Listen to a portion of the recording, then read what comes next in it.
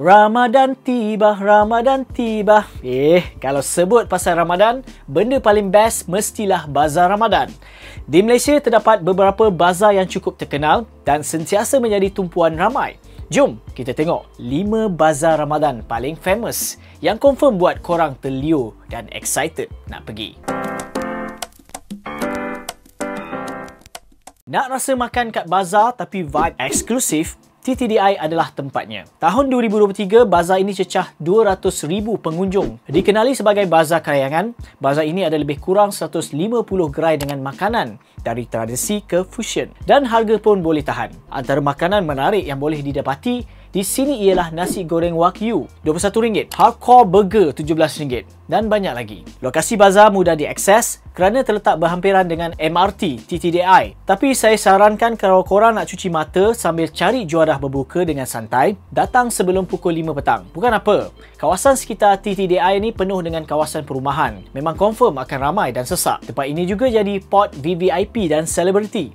So, kalau bernasib baik, boleh jumpa artis. Kalau korang duduk di Shah Alam, Bazar Ramadan Stadium Shah Alam memang confirm wajib pergi. Dengan ratusan gerai, suasana memang meriah habis. Nak sewa tapak pun harga RM1,300 hingga RM1,400. Memang hot spot untuk peniaga. Tahun 2025 je 500 peniaga berebut nak masuk. Antara makanan rare kat sini, aneka sup dari Raja Sup Lutut Lembu Triple XL bermula dari harga RM8, nasi kalut RM13 dan belangkas bakar RM15. Tahun lepas je nasi Arab Chef Amar memang jadi bualan. Fenomena gila-gila bila orang sanggup beratur panjang dari pukul 12.30 hari. Semata-mata nak rasa sendiri kehebatan nasi Arab tersebut.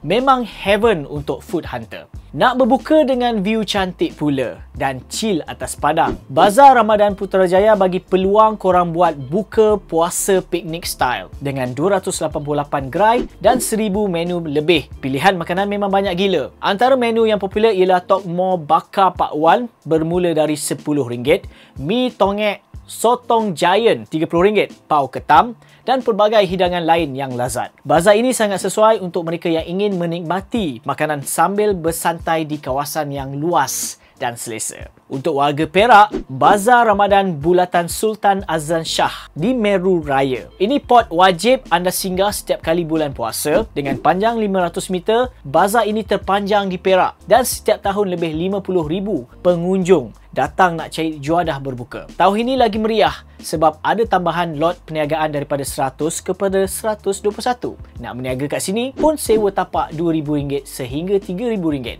Memang berbaloi. Makanan wajib try kat sini antaranya nasi kenduri RM12, bihun sup Kedah RM9 dan roti john ayam percik yang pastinya ada laluan pejalan kaki yang lebar dan kemudahan parkir yang cukup untuk keselesaan anda nanti. Pilihan lain, korang boleh pergi je Bazar Ramadan Wangsa Maju. Bazar Ramadan ini adalah salah satu yang terpanjang di Kuala Lumpur dengan panjang 500 meter dan lokasinya yang strategik berdekatan dengan stesen LRT. Jadi tak hairanlah, bazar ini jadi pilihan utama bagi ramai penduduk bandar seawal pukul 4 petang lagi tau. Kalau anda nak rasa menu menarik seperti nasi dagang, daun pisang RM6 dan cucur udang, double XL RM7, sinilah pot yang paling best. Fuh! Bazar mana jadi pilihan korang tahun ini?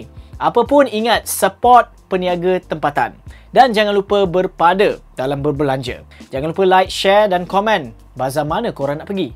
Dan kalau nak lebih banyak info lagi tentang kewangan yang santai dan bermanfaat, jangan lupa subscribe ke YouTube channel Direct Lending. Pakar pinjaman anda, kita jumpa lagi dalam perkongsian seterusnya. Bye.